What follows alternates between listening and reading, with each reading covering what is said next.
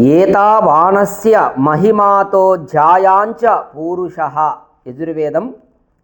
ఈ సర్వ జగత్తు భగవంతుని యొక్క మహత్వాకారమే. ఆయన నిజస్వరూపం ఎంతో మహోన్నతము అని యజుర్వేద వచనానుసారం భగవద్రూపము మహోన్నతము కావడం వలన అది కంటికి కనపడదు.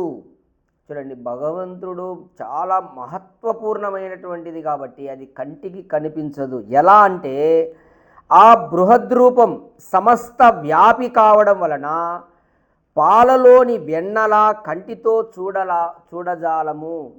చూడండి, పాలల్లో వెన్న ఉంటుంది, మనం అది కంటికి కనిపించదు, అంత మగ పాలు కనపడుతుంటాయి. అట్లా పరమాత్మ ఈ యొక్క జగత్తులో అంతటా వ్యాపకుడై ఉండడం వలన ఆ మహత్ స్వరూపాన్ని మనము కంటితో చూడజాలము.